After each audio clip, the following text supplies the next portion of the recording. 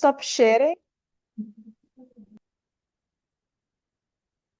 Yeah, you can for now. Let me just stop sharing. All right, okay, let me do that. Okay. Let me see why. I don't know why it's so blurry, my camera, but I don't know. Doesn't get better than this. It's the laptop's camera. Yeah. All right. Good evening, everyone. Welcome to our final session for the GYBN Youth Diplomacy course. Today we will be discussing and educating participants on available funding mechanisms for community-based projects in the Caribbean, and we will be doing so in collaboration with the Caribbean Biodiversity Fund. Just a few notices before I begins introducing the panelists. Please remember that you will not have access to your cameras or mics during the presentation segment. However, you can utilize the Q&A function in Zoom at the end of the presentation, and you are also able to ask questions by raising your hand, and we will unmute you if we call upon you to answer. So just to reintroduce myself again, my name is Tamika Maxim, and I am on the GYBN Steering Committee. So I'm going to introduce our three wonderful panelists from the Caribbean Biodiversity Fund, starting with Tanya Liu. She is the program manager for the Conservation Finance Program. With over 10 years of experience in biodiversity conservation, she has worked on water sanitation, environment, and climate change projects and policies.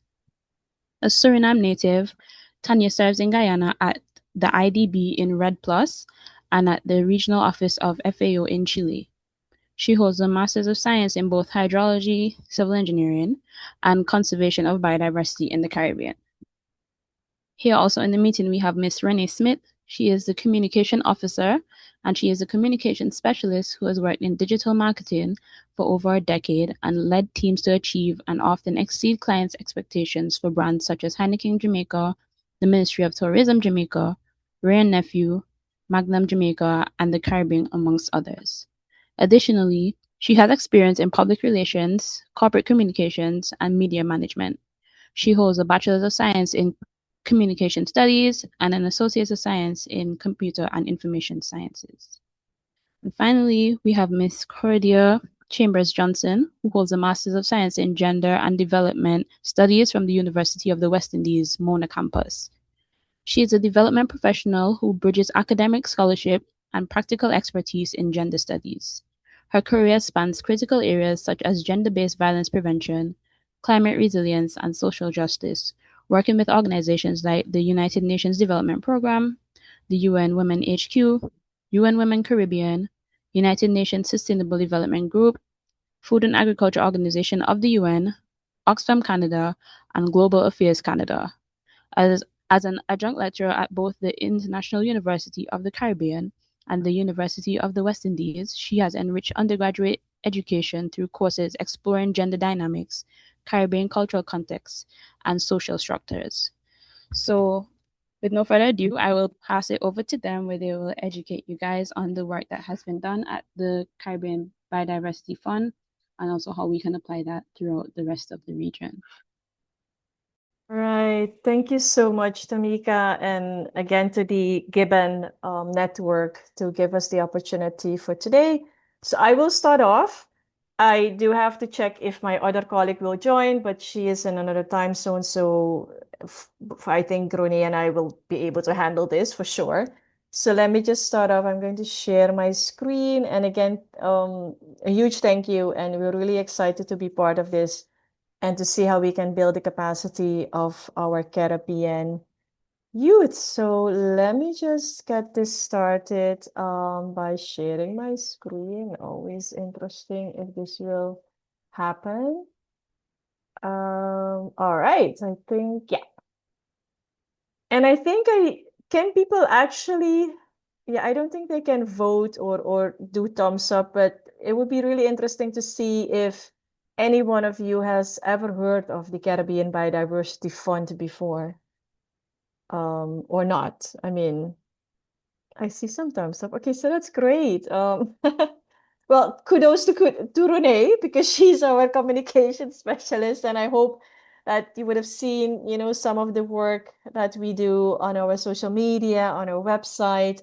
But yeah, it's really great to see that you have heard of the Caribbean Biodiversity Fund. So for today, we're really here to explain to you a little bit more about not only about the CBF, the Caribbean Biodiversity Fund, but also in general about funding mechanisms and how we think that we support all of the conservation finance that the Caribbean region really needs. So to kick us off, I think the introduction, again, the slides will be shared, so I'm not going to go into too much details, but this is us. Korea has a very long title, but I think really interesting for this setting, not only because we want to exchange I would say engagement with the youth and the Caribbean people, but also in general, a diversity of cultures and everyone. And I know again, if we speak about the diversity of culture, we usually also try to, do different languages. So again, for us at the CPF, being able to I would say includes all of the Caribbean, including the overseas territories. That is something that we really hope we can grow more and more into. And hopefully, at one point, right, expand towards the other side of the ocean, which is more our neighbors in Panama, Costa Rica, and Colombia. So we don't work there as yet, but we will talk a little bit more about that one.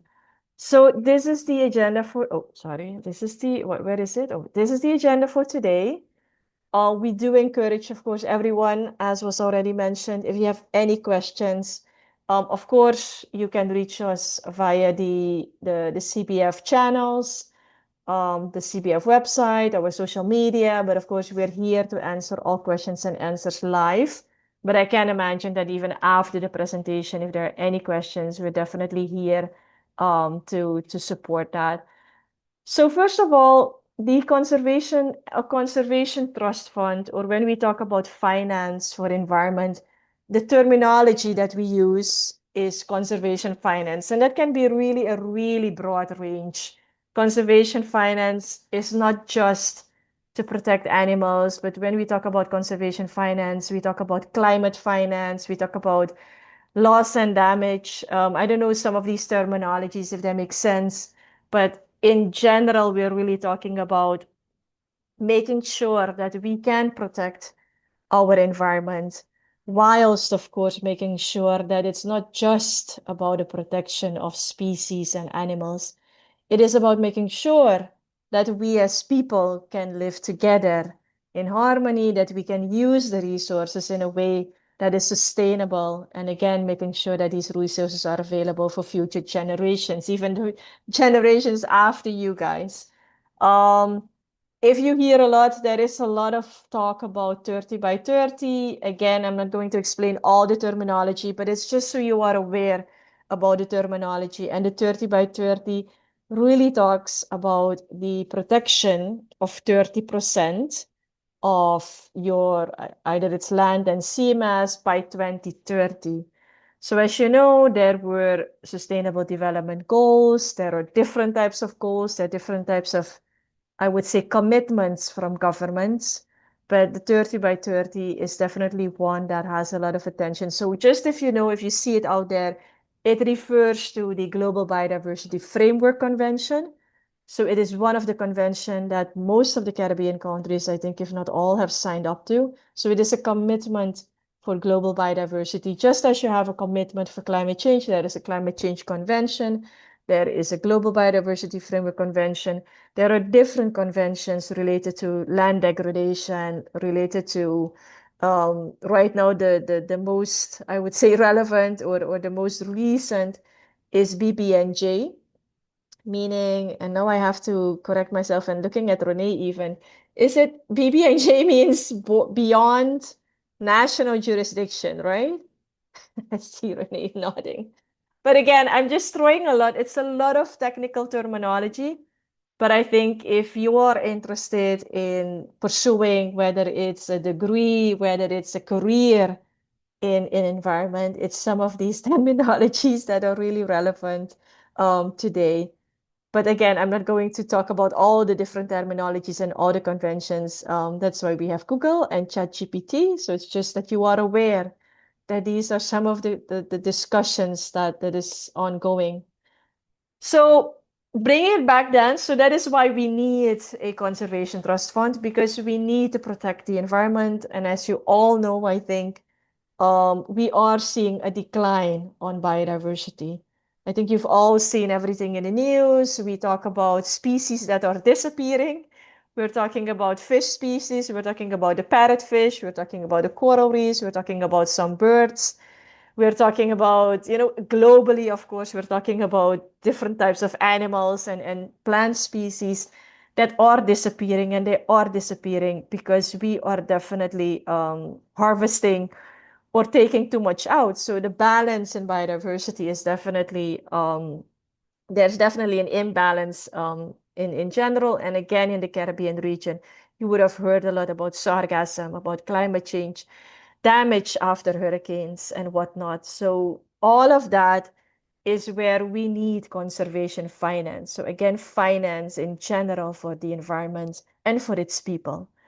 So that is why the Biodiversity Fund was established. And interestingly, I'm not going to give you all, again, the background, but if you look up the 20 by 20 goals, every so often there are new goals because, again, there are time limits. And now we're talking about the 30 by 30 goals by 2030. But 20 years ago, we were speaking about the 20 by 20 goals. So if you want to know a little bit more about the CPF, again, there's lots of information on the website. But we were established basically on that premises of a commitment to protect 20 by 20. So 20% of the area of your landmass and your sea area by 2020. And when the governments came together at that time, almost 20 years ago, we were established in 2012. Um, there was a big call for, yes, we can commit to these, I would say, goals, whether it's the SDGs, the 20 by 20, and all these different goals that have a name. But there was a strong call then from governments for funding. And as you might know, some of the islands are highly, highly vulnerable to external shocks. I think we all saw it with COVID. So when your tourism disappears or reduces to almost zero, there's almost no income for most of the islands. So it is really, there was really a call for funding, and it is still a call for funding. I don't know if you definitely see the news, if you follow Mia Motley and all these Caribbean leaders out there really fighting for making sure that the promises and the commitments from the developing world, from the larger, I would say, countries, to really commit to supporting islands, to supporting small island developing states, the SIDS, but also the developed country, the developed in developing countries. That really is why the CPF was established, to really have this funding mechanism. So again, I'm not going to read through all the mission and the vision, but again, just to emphasize the word, I think our name might be a little bit misleading because it's not just about biodiversity. So I just wanted to highlight that if you see the name, but if you look at our mission and the vision, you see words in there like sustainable development, you see words in there like people and environment, right? So it's really one sentence, people and environment. It's not just about the biodiversity. So it's not just about animals and coral reefs and mangroves. It's really about that cohesive, I would say, interaction between people and the environment. So these are the countries we work in currently. I don't know if most of you knew that the Caribbean Biodiversity Fund does not have an office. I think it's really one of those cool facts that usually when I explain to people, like, what is the CBF? And people ask us, like, okay, but where is your office? I said, well, in my home. So Renee is based in Jamaica. I'm based in Curacao. I'm from Suriname. But I think a lot of people are surprised indeed that, that we're a fully virtual organization. And I think really interesting that when I started CPF 3 years ago, and Renee is even newer, the CPF had 5 people. We are now at around 35, I think. I'm looking at Renee, but I think it's more or less around that number. So as an organization, we have really grown, and it's just too great that I always say that for an organization that is truly Caribbean, really being able to have colleagues from all over the Caribbean region is really truly special. Because it would be different, right? If you have an office in Jamaica, it is most of the people would probably be from Jamaica because again, moving to another country just for your work is not always ideal. So I think that is really something that we're all very happy and proud of that we can work from home, and that so far since 2012, so there was never an office. It really has worked, and we are really continuing to growing. So just this is a little bit of the maps. As I mentioned, one of the objectives of the CBF is to see how we can continue to grow geographically. And we have grown. I think the map looked very different a couple of years back, so it might not seem like growth, but we have grown and continue to grow. And we focus definitely on what we call the small island developing states and the SIDS. So that's a little bit about the CBF. Let me just go into a conservation trust fund, not necessarily maybe national, but definitely a conservation trust fund because we are defined, the Caribbean Biodiversity Fund, as the name might also say something. We are defined as a conservation trust fund. And when I first started, actually, when I applied for this position at CBF 3 years ago around, I think I've never heard of a conservation trust fund before. Um, so it's really interesting that for me, I think a lot of people really haven't heard yet about what is a conservation trust fund. I always thought that it might be something like an NGO or something like that, like implementing projects, which is more or less like that. But a conservation trust fund, I would say, is so much more than that. It's about all these things that you see here, and I'm not going to read it out loud specifically, but the most important, I would say, when we distinguish ourselves from an NGO that is actually doing projects, it might be the one that generates sustainable revenue streams, so generate finance mechanisms. So in addition to implementing projects, a conservation trust fund is really, you could see it like an administrator of funds. You could see it as an organization that receives funding, but not only implements it themselves then, but directly channels back the funding to other organizations who do the implementation on the ground. So I think that is the most important, I would say, characteristic for a conservation trust fund. I think all of the others almost are like, a regular NGO who does like partnership facilitation and does capacity building, et cetera, et cetera. But I would say a conservation trust fund, we want to put us out there as a vehicle to access funds because a conservation trust fund has I would say, the experience, the skills to manage funds, but then also to be able to monitor what we do with the funding. So definitely that in general, I would say captures a conservation trust fund. I would also definitely invite you to look up in our website, the countries that we work in also have a national conservation trust fund. And I know I have another slide to explain how we work more closely with the national conservation trust funds. But each one of your countries, I hope, does have a conservation trust fund. And for those who know, I think the more similar, I would say, mechanism, and most of the people are familiar with the Global Environmental Facility Small Grants Program, GEF-SGP, more or less, that is how we operate. So we have funding, or the National Conservation Trust Funds in this case, in the countries have the funding. They do call for proposals and they ensure that the implementation is being monitored. And as a regional conservation trust fund, what we try to do is really at the regional level. So we work a lot on regional projects. We do a lot indeed on partnership facilitation. We work together with governments.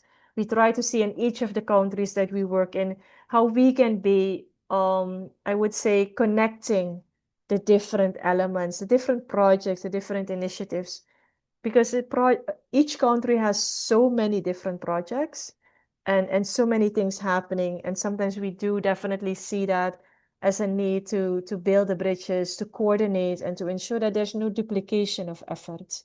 Because again, what I would have seen is that there is a lot of happening on the islands, a lot of projects, a lot of different donors, and it is really important to see how we can work together instead of, each on their own and each in their own project. So that is in general what we do as conservation trust funds. There's a lot of information on the internet.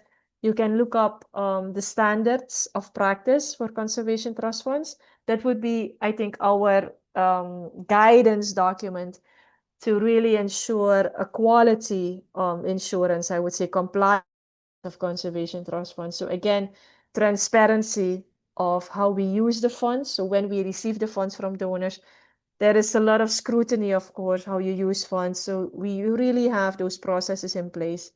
And also, I think the governance is an important one. And with governance, we mean who makes the decisions, because it's definitely not me, nor Renee. So we don't make the decisions. Yes, we have a CEO, but I think even the CEO, and I think that is really interesting of these organizations. You will see it also with most of the NGOs that we call them a board of directors. Sometimes they have different names. It really depends on the country. But usually it's called a board of directors. And that is really the I would say that happens there. And interestingly, for a conservation trust fund, the board of directors has a very wide variety, I would say, of representation. I would have seen youth being represented. I sometimes would have seen like religious organizations, academia, chamber of commerce, commercial organizations like banks, tourism organizations, etc., etc.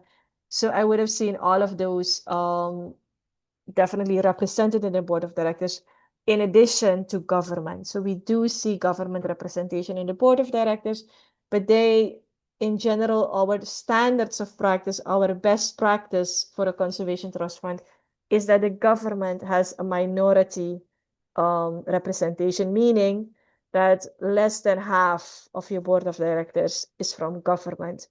And I think the reason really is that definitely politics should not be influencing the decision making too much. We know also that government come and go. There are elections every 5 years or even more often. So it is really to ensure there is some kind of sustainability and participation of civil society, as we call it, in our board of directors. And the same is true for the CPF board of directors.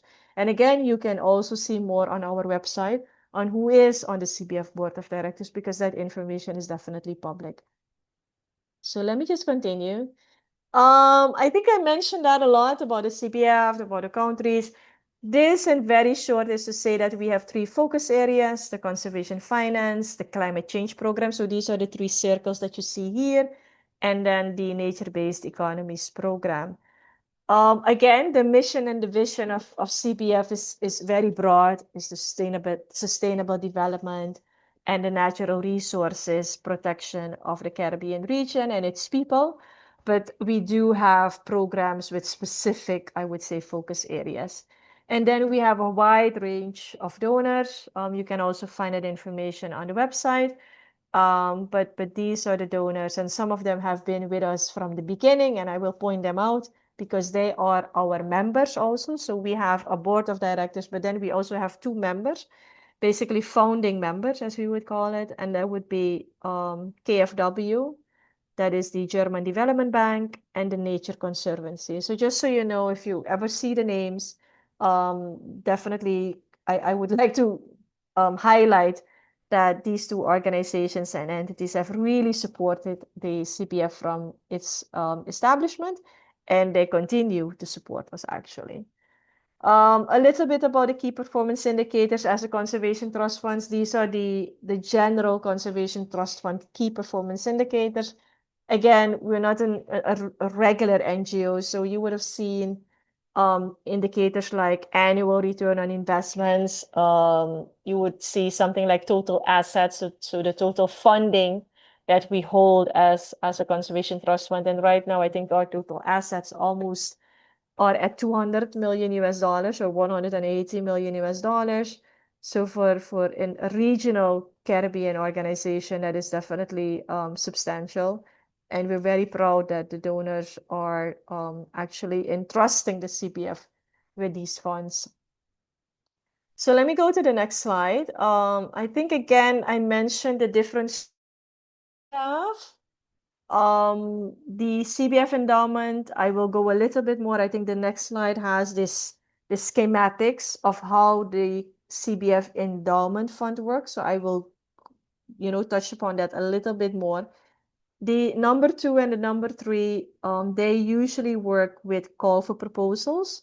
So I think on our website, you would still see some of the examples. Currently, we don't have a call for proposal open. I think the fifth call, is it the fifth call open? I see the fifth call is open, Renee. Is that correct? I think it's closed, no? Or it's open? Oh, it's closed. It's closed. Right, right. Sorry. So sorry for that, guys, that the slides are not updated, but it's closed. So right now, all the call for proposals are closed. But again, the information is on the website. So just if you're interested or curious, what we mean with a call for proposals, how does that look like? Basically, a call for proposals is what it says, right? It is a call for, we have funding, and we would like to have an open process on who is going to receive the funding. So it's like an open advertisement for a position, but now for an open call for proposals who are interested in receiving funding from the CBF. So both the climate change and the nature-based economies work through an open call for proposals, again, because of transparency and making sure that we can have equal participation of all. On the website also, if you're interested, you will see some of the examples of the projects that we have funded. So the EBA facility has done indeed a total of five call for proposals already. So they have quite a portfolio of projects, and you will be able to find that information on our website. The ACE facility, as we call it. So EBA stands for Ecosystem-Based Adaptation. And then ACE stands for Advanced Circular Economy. I'm really sorry for all the acronyms. Once you work in the field, it's really very common. But again, ecosystem-based adaptation refers to climate change adaptation, but using ecosystem-based solutions. So we're really using natural solutions like mangroves, coral reefs, vetiver, those types. It's not about building dams or building hard construction. So that's all about the ecosystem-based adaptation. The circular economy, as we call it in short, the Advanced Circular Economy Facility. I think that's a really interesting topic also if you haven't heard about it as yet. Again, I'm not going to explain all of it here because otherwise we'll be here for a very long time. But it's just so you're familiar with some of these terminology and you can just look it up. And the circular economy, again, the name hopefully says it all. That is about how you can build around recycling and reusing materials in an economy. And it really talks a lot about waste management and how we use our resources in a way that, yeah, that is most efficient. And then the last one that you see here, the number 4, is something new. Again, also more information on our website, but MPA stands for Marine Protected Areas.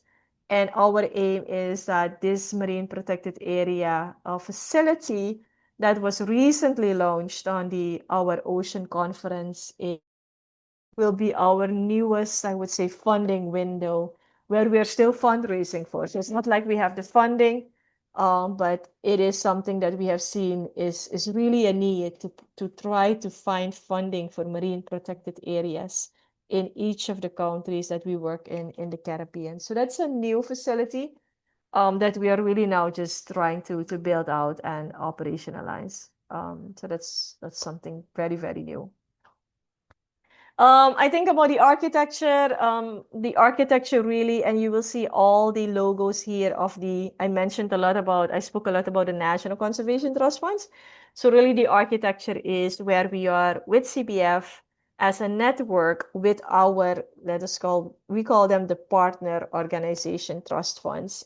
And these are all the conservation trust funds that we currently work in. The one that is missing, or the two that are missing, are Antigua and Bermuda and Cuba. So just so you know that we do work in those countries, but that logo is missing because we are still missing a conservation trust fund to work with in each one of those two countries. The 12 million refers to the number of funding that we currently have disbursed or transfer. I don't know if disperse is too technical, but it's basically the amount of money that we have given as a grant to the conservation trust funds from the CBF endowment. That is the 12 million since 2012. So that is still up and running. And let me explain a little bit about how that works, because I think a lot of people do ask me like, okay, but do you give them money and how does it work? I think first of all, another I would say technical term that you want to Google is an endowment fund. An endowment fund basically is we have received quite a large amount from our donors, mainly again. I need to credit the KfW, the German Development Bank. But let's say you have an amount, and I think the amount that we received was around 80 million, 80 or 90 million US dollars throughout the time. So throughout I think the first 6, 7 years of CPF, that is where we really received the funding to build the endowment fund. So the endowment fund received the funding. What we do with that 80 million, or what we have done with that 80 million US dollars, is to put that in an investment account in the US, and we have hired an investment manager.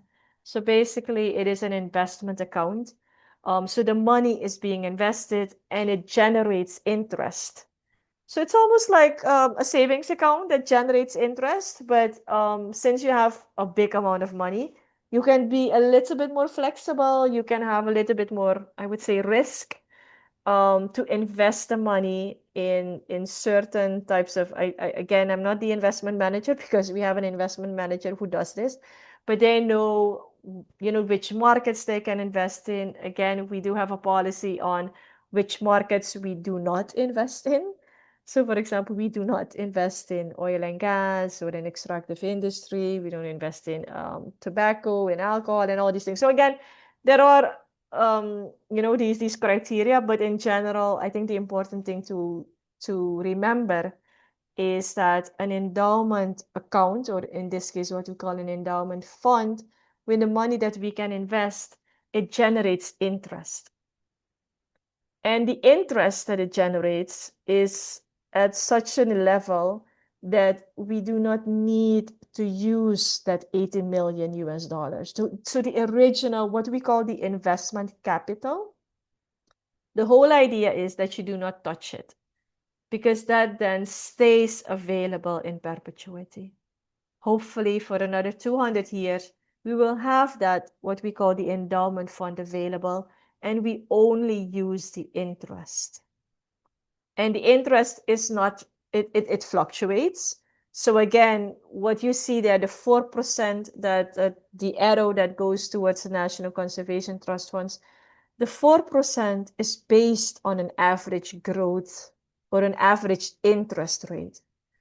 And the interest rate, of course, is then higher than the 4%, because the 4% would be more like an average interest rate.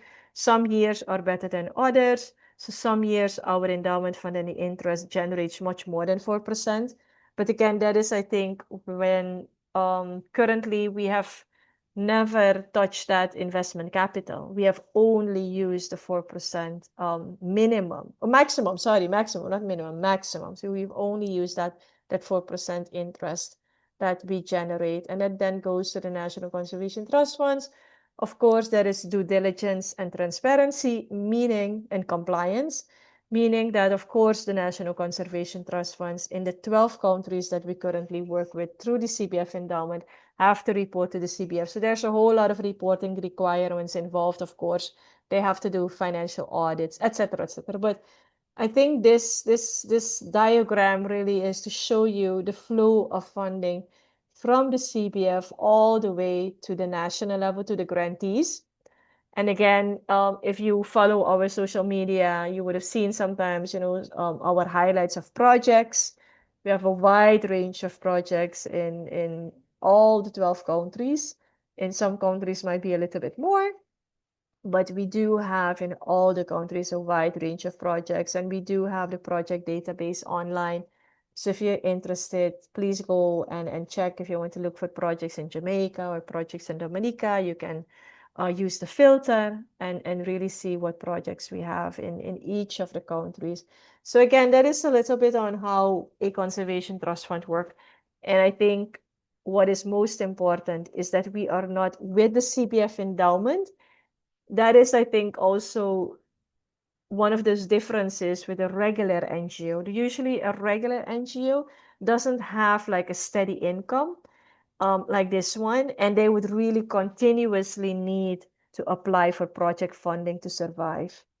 And that definitely is one of the bottlenecks. If you do not have what we call a finance mechanism that like this that is sustainable and that continues to generate income. So yeah, that is something of, a conservation trust fund. There are other types of I would say sustainable finance mechanisms, but an endowment fund is definitely one of them. And I definitely know that in the region, there are a couple of countries that have an endowment fund on their own. So that is also possible, of course. So I know the Bahamas, they manage their own endowment fund. In Guyana, there is another one. Suriname also has an endowment fund. And again, the idea being that you do not touch the capital is there, and you generate the interest, and then you use only the interest, and the interest is available every year. Then every year we are able to provide the funding, subject, of course, to some of the reporting that we need to receive from the conservation trust funds. So I think that would be from my end. I don't know if we do like questions and answers, like just to break it up. But I think for now, we're going to hand over to my colleague Renee to go a little bit more into the depth of some of our, let me see, what conservation, because I see one question. So I'll just do that question, maybe Renee, before we Yes, continue. Tanya, please go ahead.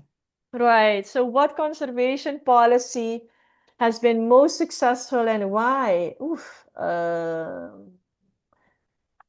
Let's see, because conservation policy can be very broad, right? You're talking about, you have conservation policy at the national level, but then at the regional level, we're really talking about some of the, I would say, the different conventions that we currently have. But I think this one is really difficult. I think for me, a conservation policy is successful when it takes into consideration both, the needs for protecting the environment, but also taking into consideration the needs for people. For me, that is the most successful. Is the one that is I would say takes into consideration those different needs, and not just and I think that is really important for us to highlight that yes, the name is Caribbean Biodiversity Fund. It's just not only about biodiversity. It's really about the nature and people. And I think for me, that would be the most successful. I think, I don't know, let me think if there's anything else. I think some of the topics on the Paris Agreement, and because I think I'm the most familiar with the Paris Agreement. I'm sure there are more policies out there. But if you look up the Paris Agreement, that was established under the Climate Change Convention. And what it really seeks is to see how we can get more climate finance to those countries that really need it. And there's a lot of talk about climate finance. I guess maybe even more than conservation finance, but for us, climate finance is part of conservation finance, right? So maybe, I don't know if that answered the question, but let us know. Yeah, and if there is any particular, because conservation policy can be at the national level, can be at, the regional level, can be at international level. And I guess the definition of successful also, is quite broad. Like, what do we consider successful? So, oh, now the questions are coming. So let me take one more, and then I will just answer the other ones through the chat. I will type in the answer. But one more would be, how should new formed CSOs approach frame grant applications, being concerned that agencies tend to look for CSOs that have been in existence for a while? Yes, that's definitely true. And even for us, I think we are also, at least for the bigger grants, we call big the ones that we do through our ecosystem-based adaptation facility and our circular economy facility. We call big around 250,000, 300,000 US dollars, right? That's big. That's what we call big. And then unfortunately, because it's big and it's a huge responsibility to manage these amounts, we do require experience. So what my suggestion for smaller organizations really would be is to start small. You don't have to start big with 250,000 US dollars. You can do a lot with 10,000 US dollars. And I do see sometimes a lot of call for proposals. I definitely think the Jeff SGP is one of them, but also the National Conservation Trust Funds. Hopefully you have one in your country. Let us know if you need the contacts. We're happy to put you in contact. Most of them are in social media also. But I would say start small. Start with, asking a project of 1,000 US dollars and then 5,000 US dollars. Building that track record indeed is important. All the donors will ask for it, not just us, right? We are also a donor, but I know in general, all the donors do ask for a track record. So I think just start small. CBS started small again. We started with 5 people. I think they started with one and then 2 people in the beginning. Mhm. So where we are now that didn't happen overnight. That took us since 2012 to grow to this to where we are. So I would say just start small. So let me just hand over to Renee without taking too much time, and I will put in the chat, then I will respond to the questions. So please, yeah, please do ask any questions and we're happy to answer. So handing over to Renee. Thanks much. Right. Thank you so much, Tanya. And yes, please keep the questions coming so that we can keep answering those for you. We love the engagement. And so you're seeing on screen here the EBA facility climate change adaptation grant. So Tanya touched on that a little. And when she was talking about the climate change, the call for proposals in terms of the fact that we have issued 5 already, they're now closed, right? But under each call for proposal, what we have is a number of projects Sorry, applying. Renee. Sorry. So for me to be able to help you now with the chat, can I stop sharing and you share? Because otherwise I don't see my screen anymore. So I just stopped sharing. Sorry for that. Is that okay? So I can help now with I will help now to answer No the problem. Q&A. Yeah. Let Sorry for me that. share. Hold on. Is it coming up properly? Not yet from my end. I guess it's still loading.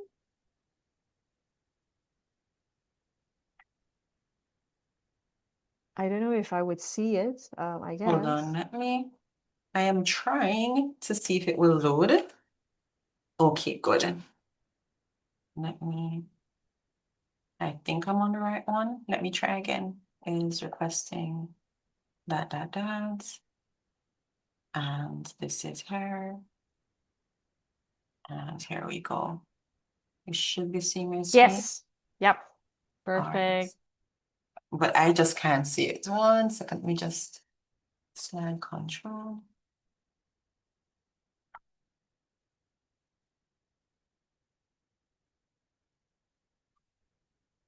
Right.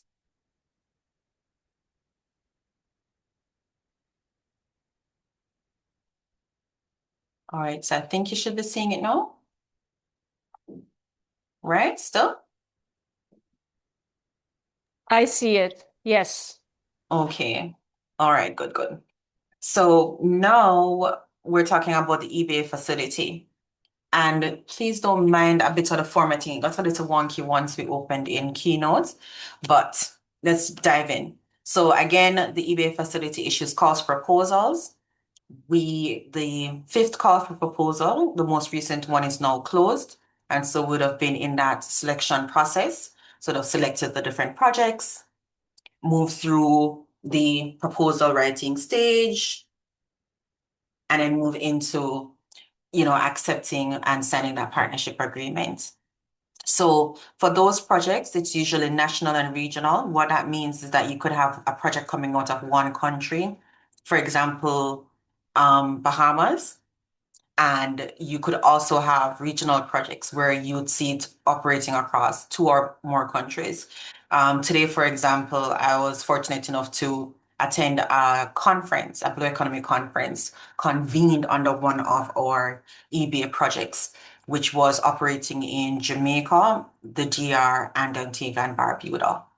And it's being implemented by UNWCMC. Right. And then, of course, you have local partners on the ground in each of those countries who's helping to make that magic happen. So the EBA projects, we've funded 40 so far at the CBF. They have focused on coral restoration, coastal resilience, which we had some success, and I'm happy to share this success story coming out of Grenada, where the WindRef, which you may have heard of that organization, their EBA project actually helped to minimize the damage from Hurricane Beryl in 2024. So it goes to show that when we say nature-based solutions and ecosystem-based adaptation approach, and solutions that they do work, we can see the practical application coming through. And that it really use gray green infrastructure, right? So, our seawalls that help to protect, so forth, so on. And so coral restoration, coastal resilience is a big part of that. Mangrove restoration as well, marine protective area financing, right? So we see that in the DR, Jamaica, St. Lucia, an important part of the 30 by 30 goal. And then reef insurance program, so hurricane shock response mechanism, right? And of course, Tanya did mention our donors. Without them, the CBF would not be possible, and the work that the CBF would not be possible. The ACE facility. So Tanya touched on this a little bit earlier. We've issued two calls for proposals under the ACE facility. And so far, we have signed partnership agreements with 7 projects under the first call. And the second call, we're still going through that process of finalizing the proposals that would be awarded the final grants. And so again, we're working here in the Insular Caribbean. Again, you have the option of it being national and regional. So we do have countries coming together to make that project more impactful and cover more ground. And you would see the ACE facility supporting reusable packaging, systems and community-based recycling, environmental educational campaigns on circular economy. So if you haven't seen it yet, shameless plug, the ACE facility is partnering with Island Innovation, a name you know very well, on a course that will be starting in a couple of weeks. So look out for that on our social media pages and on our website, and also on Island Innovation's website. And you'll see what that course is around circular economy and application of that approach within the Caribbean. We also have some pilot initiatives coming through for extended producer responsibility and reducing marine litter within the Caribbean environment. I think even if we weren't in the space, we weren't operating in the environment space at all, we would be affected by the litter that we see coming, drifting downstream when we have rains, or litter, plastic bottles, other debris blocking drains during storms, etc. So we know what that is like. We know what the implications are, and we have seen, the real life consequences of having too much litter and not managing our solid waste properly. And so the ACE program, the ACE facility tackles that as well. And one of our newer initiatives coming out of one of our regional projects here at the CBF, the Caribbean Marine Protected Area Finance Facility. So it is a new platform that the CBF has launched. We officially launched it at the Our Ocean Conference last week in Mombasa, Kenya, which Terrell and Tanya were present at in person. And these facilities were hoping to mobilize to raise 250 million US dollars to finance the protected area management of, well, or 30% regionally. So that's across all of the Caribbean region to reach our 30 by 30 target.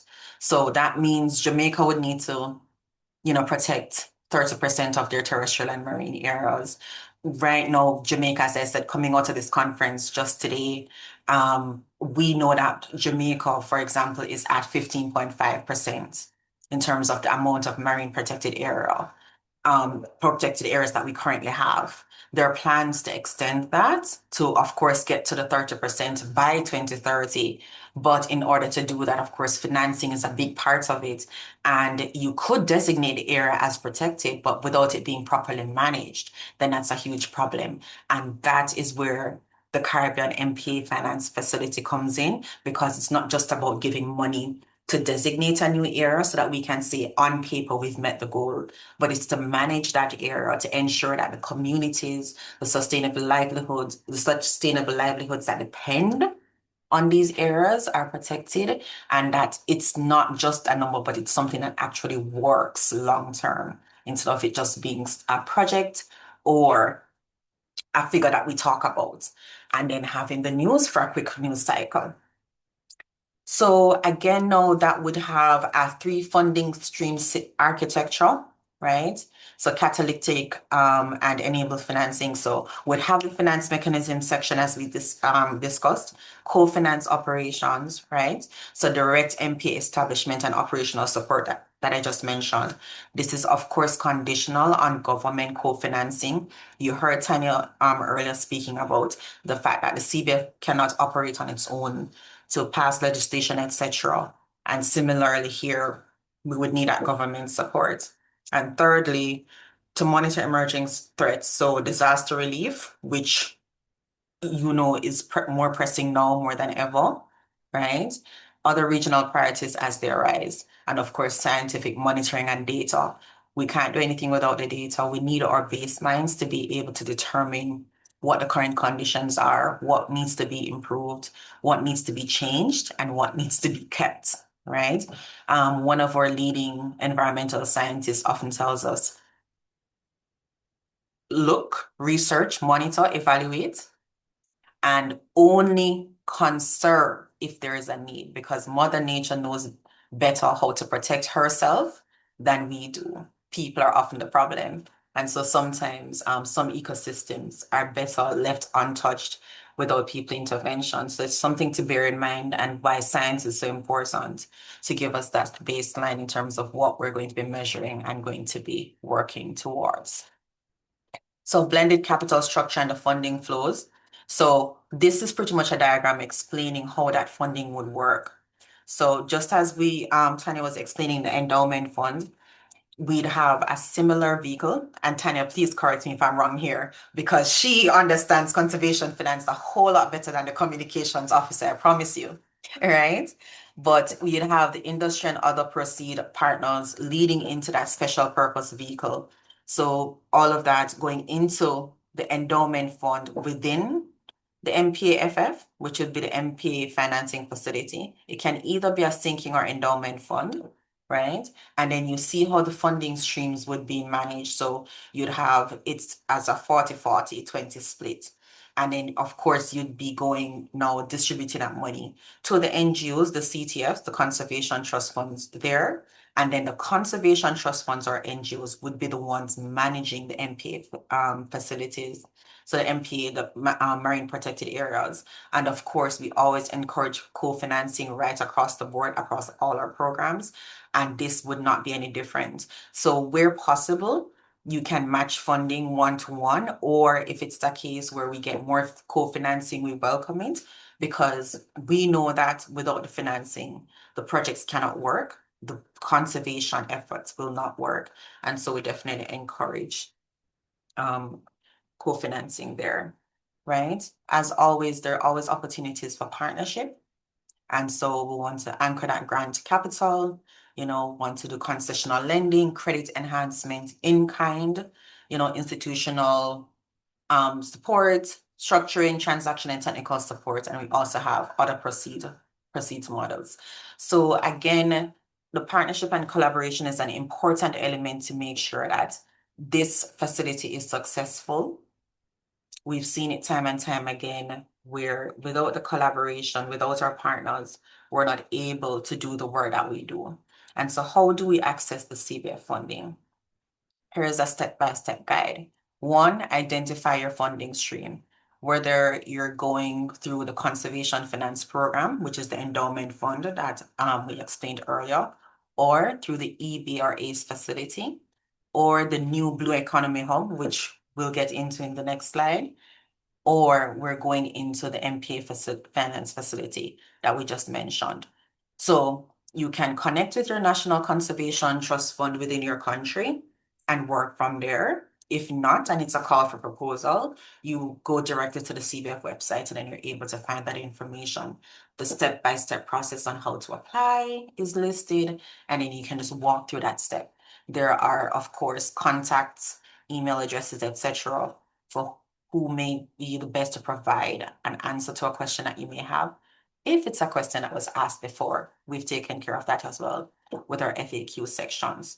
So that's how we, monitor the open call for proposal. You prepare your application and then you submit it and follow up.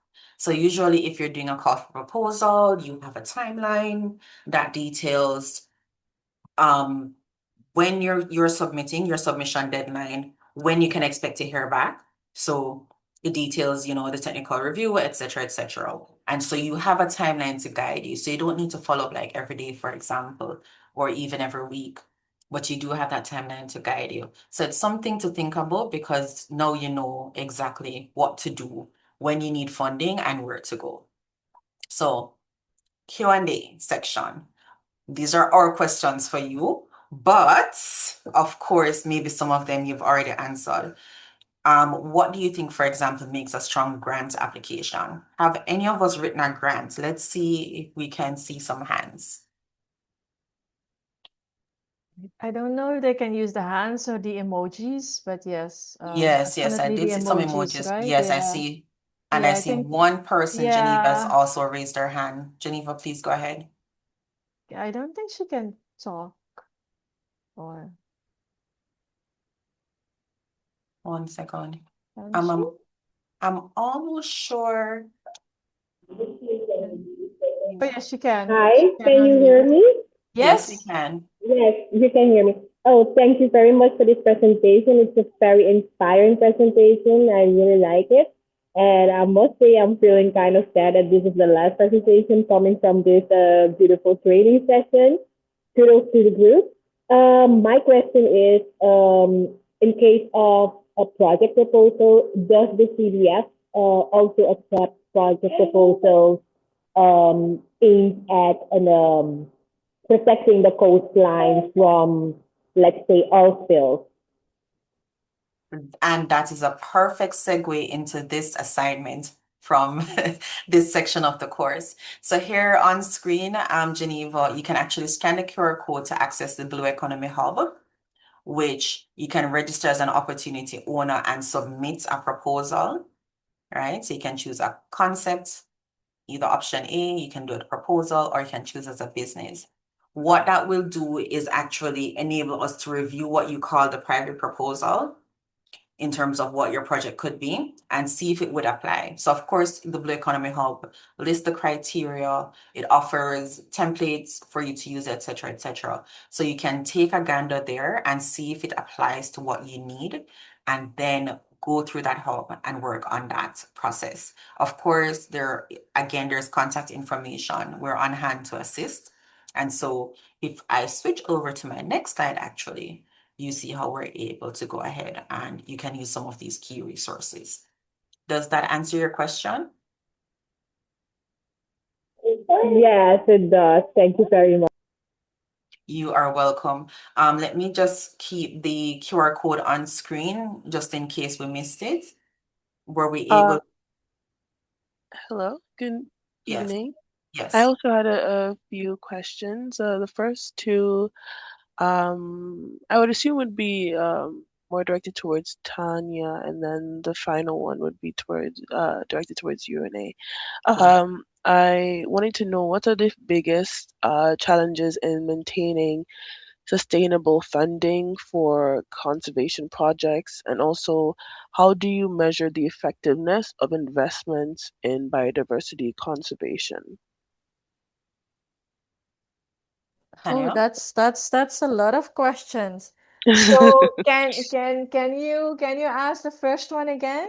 Yes, of course. What So are the biggest challenges in maintaining sustainable funding for conservation projects?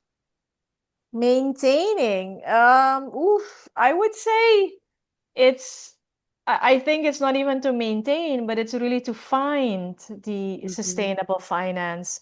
So we were lucky, of course, to have this endowment fund, but we work together with these national conservation trust funds, and we really see that it is not easy to find a sustainable finance source, right? And for us, a sustainable finance source can be, for example, and I will give you one example is where I think most of you are from the Caribbean islands. Most of you would be aware that you pay a fee to enter the island. You pay a fee to stay in a hotel. I don't know how do you call that? Like a fee to overnight or whatnot to the tourism Tourism association tax. sometimes, right? The tourism tax.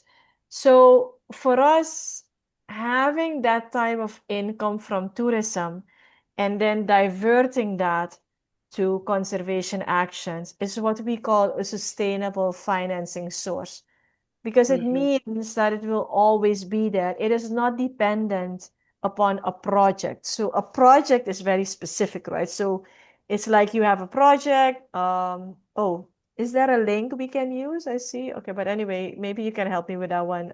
Yes, there is a link. But a project, as you know, when you apply for funding, a project always has an end date. So the biggest, I would say, the biggest difference for what we call sustainable conservation of finance, if there is no end date. So hopefully, indeed, for tourism, the tourism tax, yes, there will be a point that we had COVID and there was zero tourism tax, but those are some of the very extreme examples. Another example, for example, is that in some of the islands and some of the countries, we know there is a polluter tax, there is an environmental tax. I know that that is the case in Trinidad and Tobago. That is how you have your green fund in Trinidad and Tobago because their income is based on some of the taxes that is being put on the environment and the pollution of the environment. So what we call the polluter pays principle or these types of principle. But again, the idea is that that is sustainable.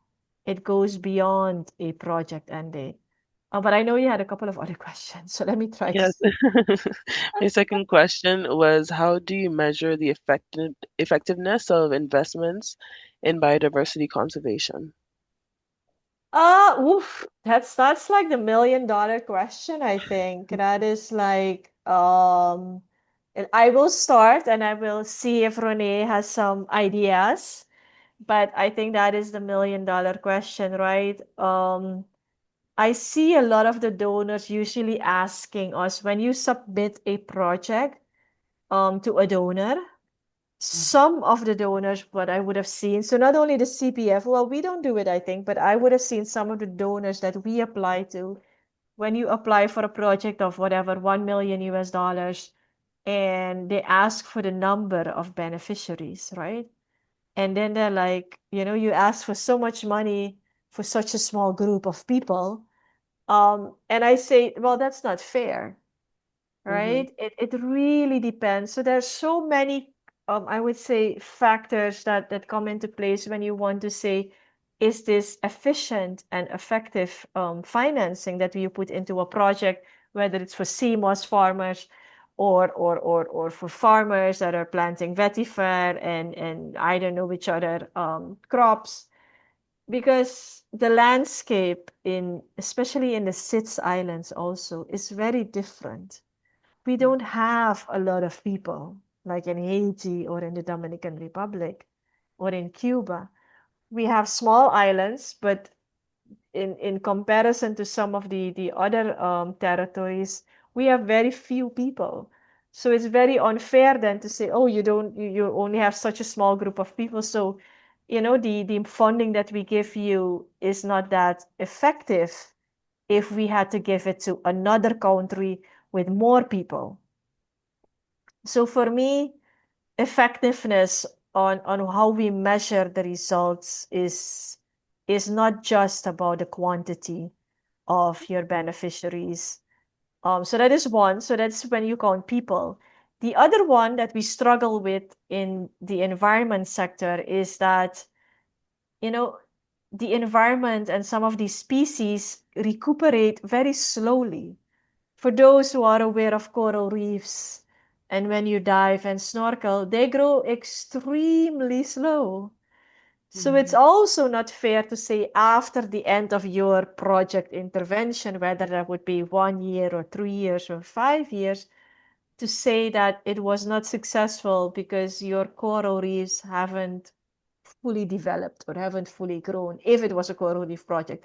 So I'm just giving you examples that when it comes to biodiversity, I think the academia or the technology is still trying to catch up with how do we measure that we have recovered the biodiversity. Like, do we need to count the species and the birds or count something else? But let me just stop here because I think this is a really interesting discussion and I would love for Renee also to give her thoughts. So, Renee. Right. Thank you, Tanya. So yes, you are correct. One, we typically try, well, I'm saying we as an industry. So in terms of for the implementing agencies, the beneficiaries, the partners, they typically try to use the same metrics that the donors would have.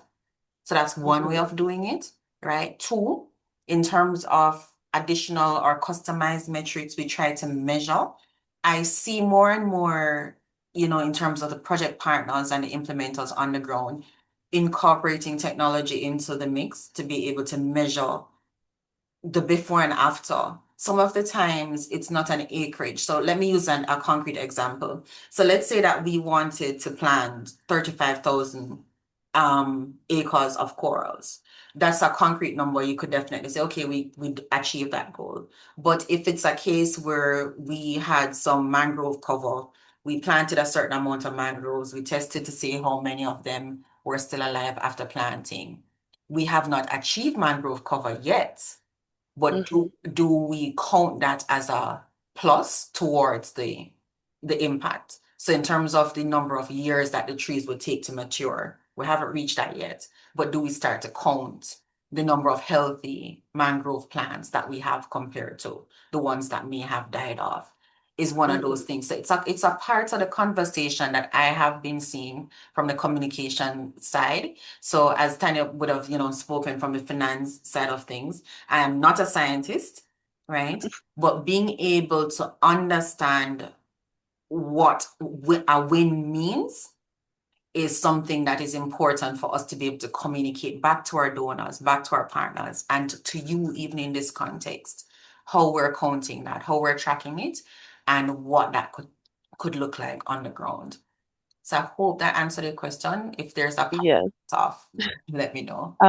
I thank you. And as I'm in communications, I also wanted to know what communication strategies have you found most effective when it comes to engaging in Caribbean communities?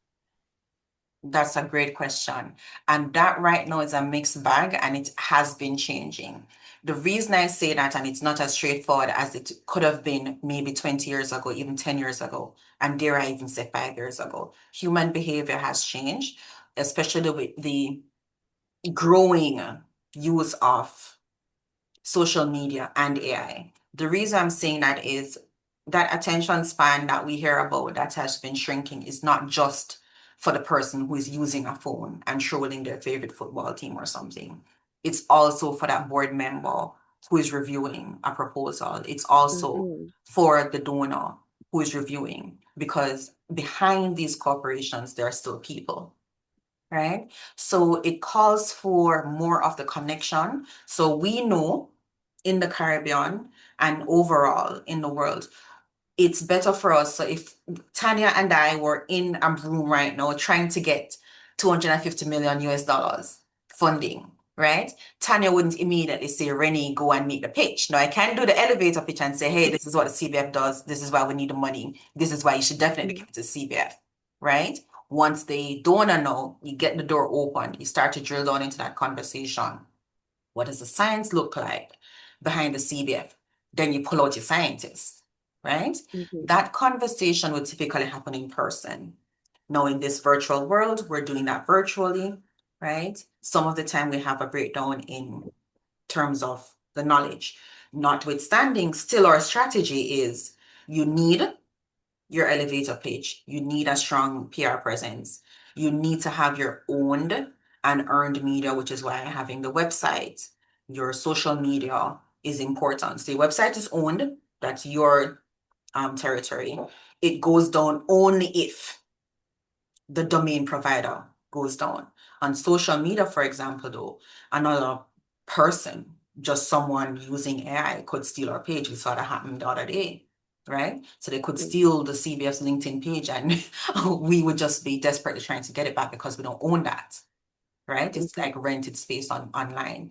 We have to own the publications that we do, which is why you'd see the reports coming out from the CBF highlighting the impacts, not just the annual report, but the reports that we're doing under our projects, any impact reporting, so forth, so on. We'll see that coming out, right? We continue to own now the conversations that we're a part of. This is where the PR comes in, where we are talking to our partners. We want to push the message that the CBF is the one to call if you have money to invest in these Caribbean countries. We have to make sure that that is a known message at the government level, at the funding level, with the existing partners, with the potential new partners, so forth, so on. So in terms of a strategy, it has to be a full 360 strategy. It's not just in person, it's not just online, but 360, even including partnering with GYBN and doing courses as we're doing here, as we're doing another course with Island Innovation around circular economy. So again, it's really being a part of the conversation, meeting the stakeholders where they are, knowing your target audience, knowing who you're talking to when, and knowing exactly what message you want to communicate to them. And so once we have those key tenets in, we know which channels we're using and we know how we're communicating. But having said that, it's an ongoing effort.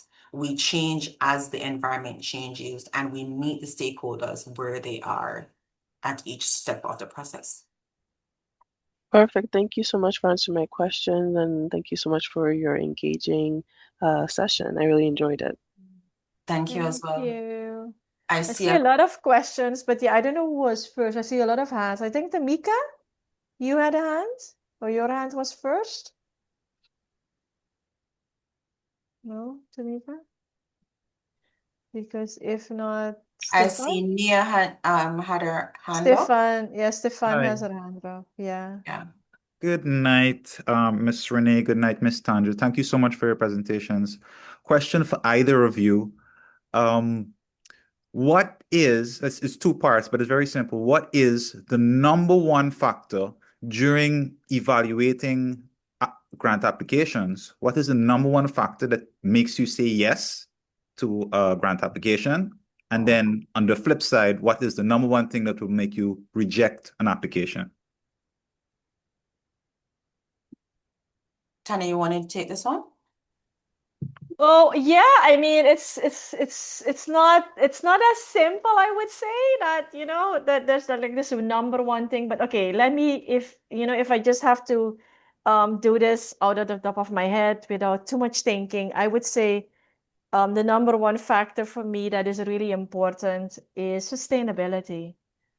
It is to show that yes, it is a project with an end date, a start date and an end date, but it is not just, you know, it's not only relying on this project funding.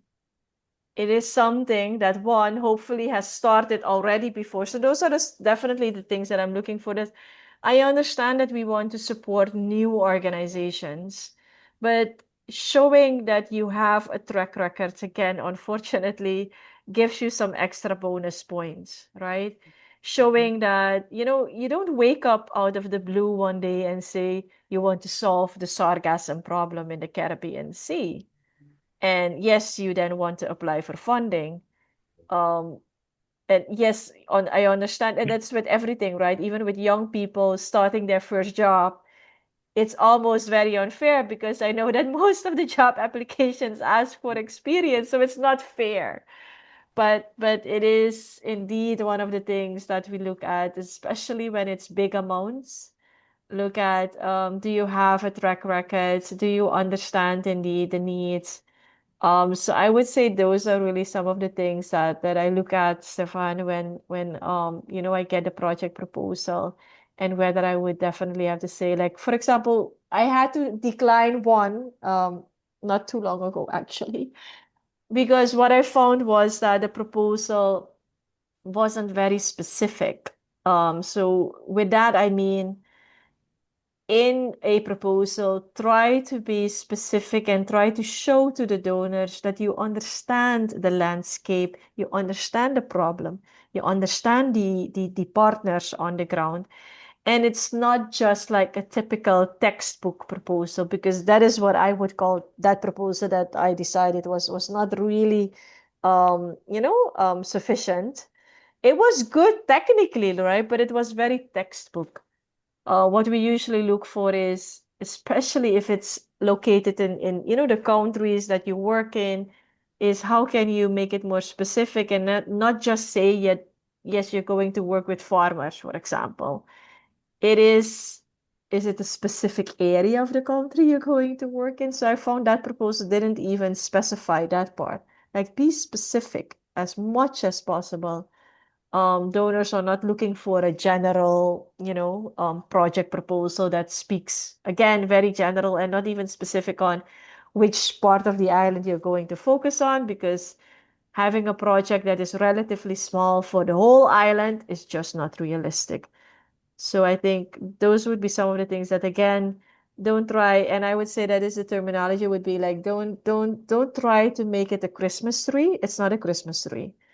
Try to be specific, and even if you want to focus on one or two communities, one specific activity, for us, at least for me, that is even better than trying to incorporate or try to do like 10 different things in one project because you want to apply for the full amount of money. Because usually, again, there's always like a maximum amount for the call. And then it's very typical, of course, that everybody wants to aim for the full amount. Um, but yeah, sometimes the project, you can see that they try to get to the full amount just by adding things on, which again, doesn't help the project proposal, because it seems that you want to solve all the problems of the world in one proposal. And we also know that that is also just not possible. Let me just stop here and see if Renee wants to add anything. Right, I agree. I agree with that. Tanya, definitely. If you had to choose one thing, sustainability is a big factor. And you realize that Tanya said this proposal was technically sound, right? So, of course, before we can even get to that one thing that is going to be the clincher that determines whether you're going to say yes or no, it needs to be technically sound. And I hope you saw in the chat where Tanya dropped a link in for the CDB's grant proposal writing course. As we said, it can't be reiterated enough. At every workshop, at every intervention when we discuss financing, the actual grant writing is an important process in that, to make sure that whatever you're proposing is technically sound. The research backs it up, not just the science now. So in terms of that sustainability factor that Tanya mentioned, we need to ensure, let's say, for example, there's a project in Jamaica happening, you want to do something with mangroves. in the same exact area that UWI just worked on, right? Did you talk to UWI? Is there an opportunity to partner with UWI to, do phase 2 instead of now going in, doing another phase 1, right? Is an important element as well for us to consider. Thanks for that. So I think there was another hand, right? Raymond? Yeah. Hi, good night to you both. Thank you very much for your presentation. Now, I know you said that this question is it's open to both of you as well. But I know you said you tried to stay out of politics.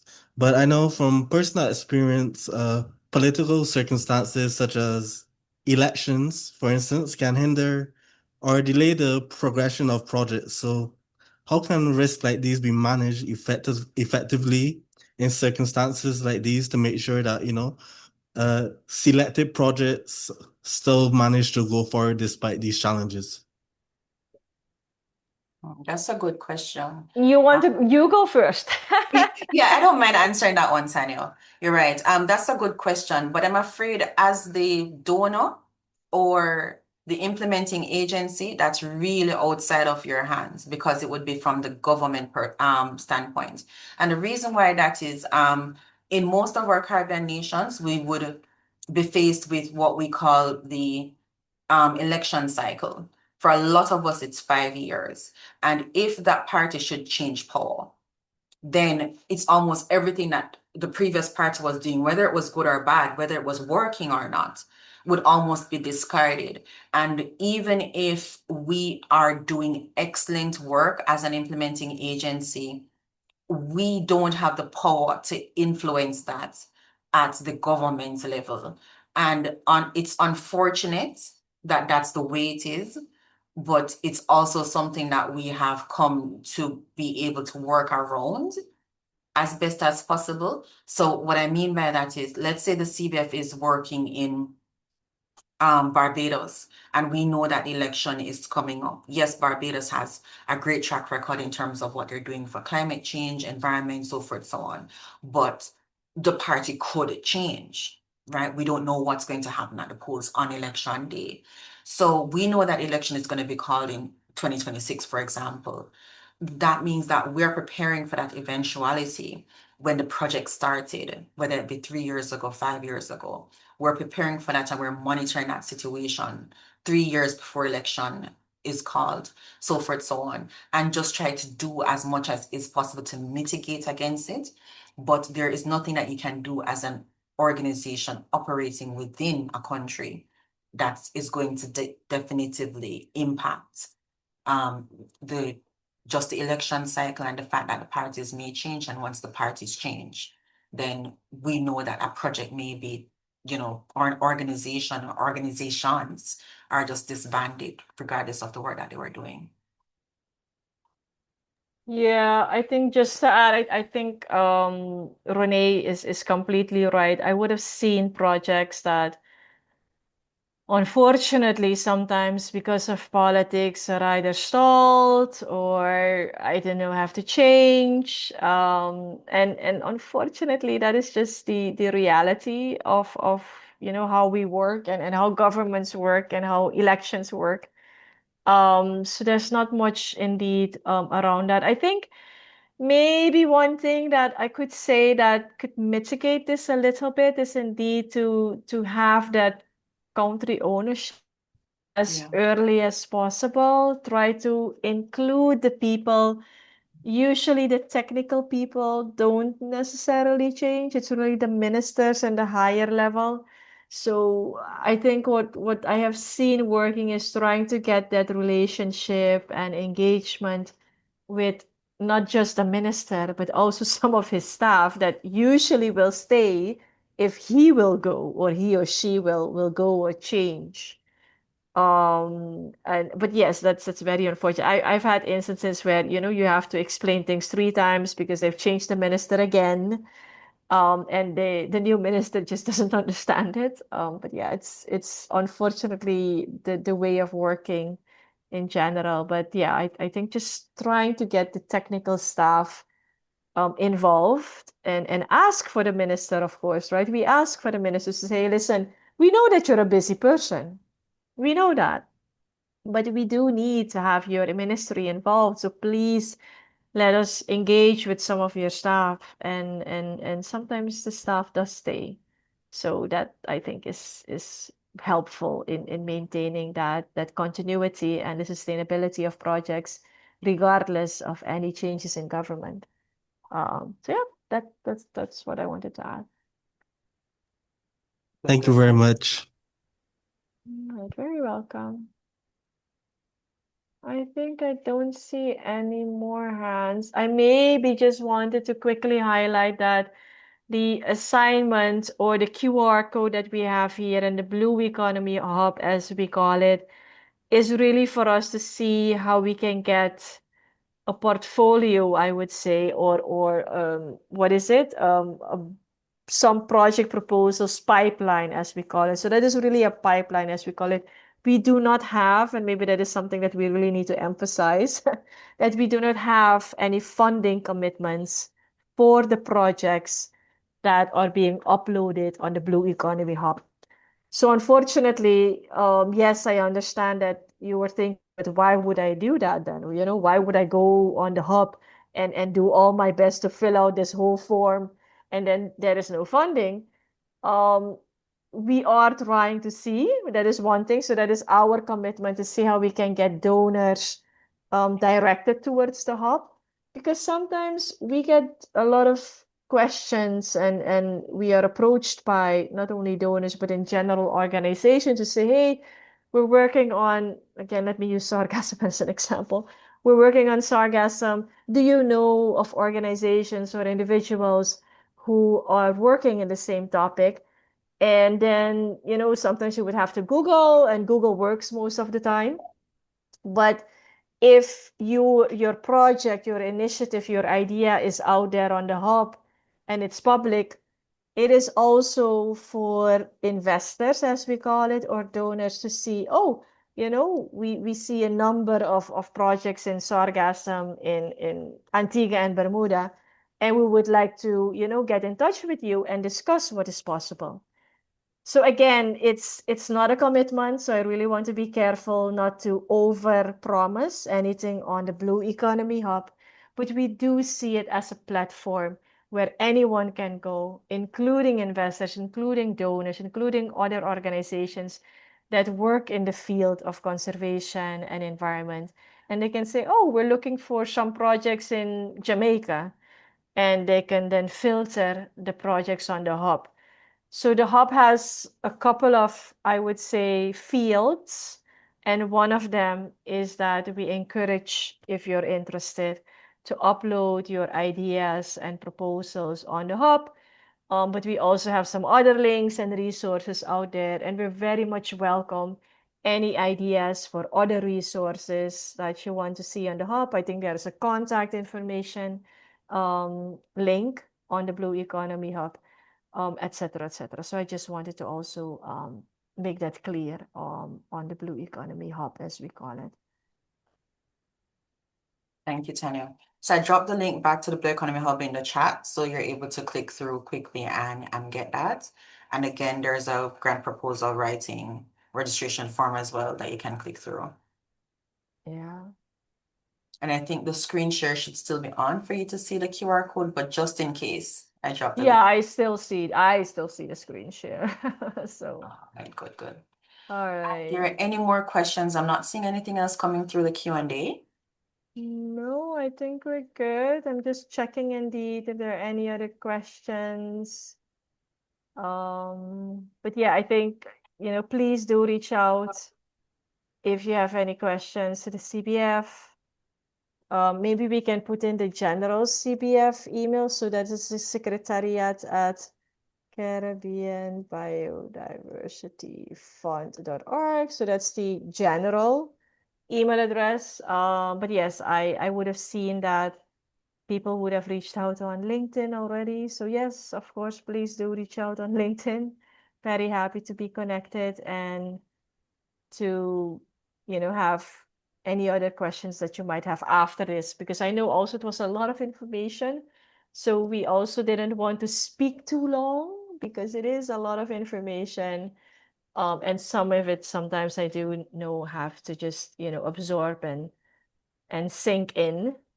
So again, if you have any questions after, Rene and I are very, very happy, or the CBF in general, of course, because now we have 30 people or 30 colleagues. So we're very happy also to direct some of the questions if they're very specific to other colleagues.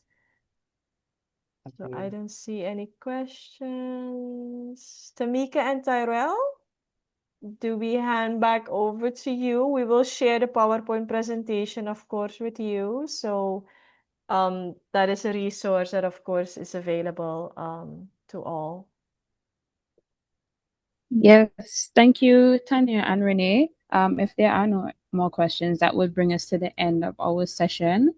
So I would like to just thank the CBF's team for sharing this valuable information with us and taking the time out of their day to assist us with this. It was really, really great. And I implore all of the participants to check the website as they suggested, learn some more information and see how this can also assist you in just honing the final submission for your assignment that's due on Friday. So with that, this is the last session, guys. I'm happy for everyone who made it through to this stage.